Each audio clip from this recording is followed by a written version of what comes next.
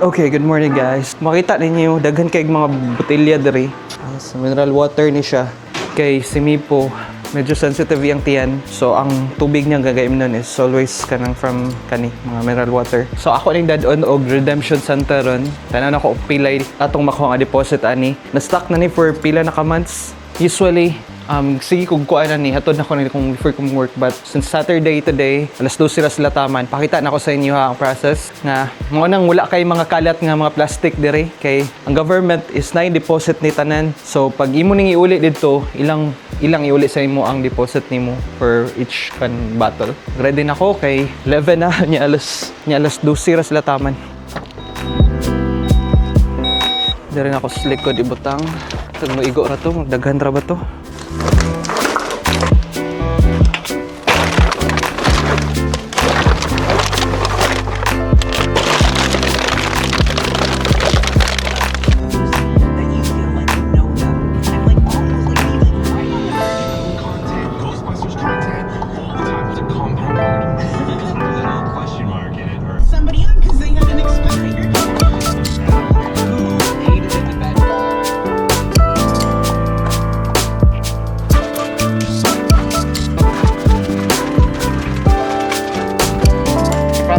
On the front. There you got your bags, right? Yeah. Like go around the front of the building there. Up front, okay. Wait over there. We'll be done shortly. Oh, okay. Thank you so much. Yeah.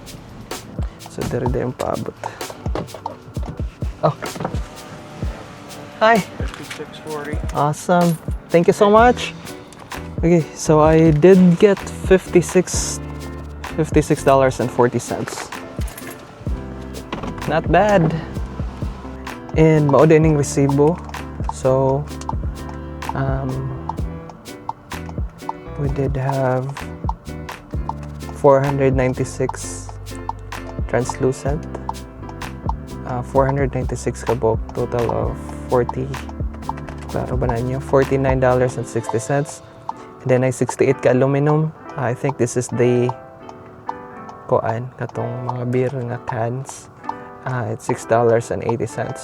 So total of $56.40. Okay, so we're here in our next stop. This is Shoppers Drug Mart. Dire ko magpalit o milk niya.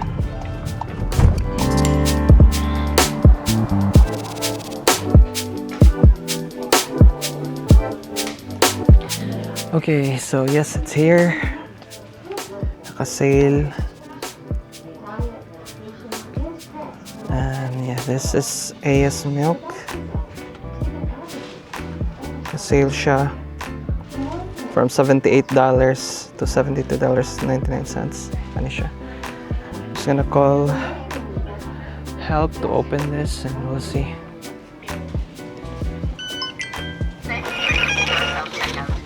Okay, so I did store bonus points. 5 total is $72.99.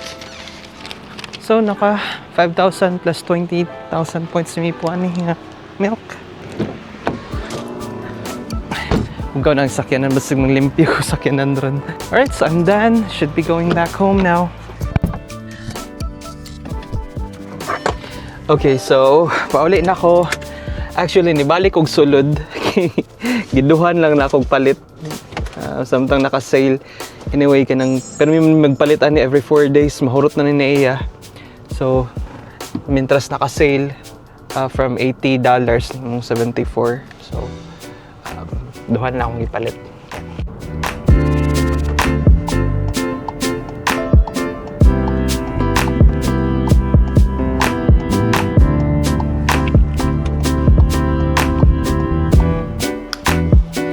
Home.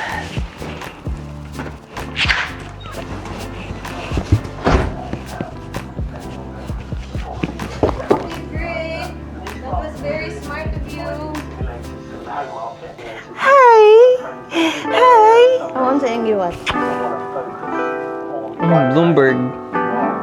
Watching news?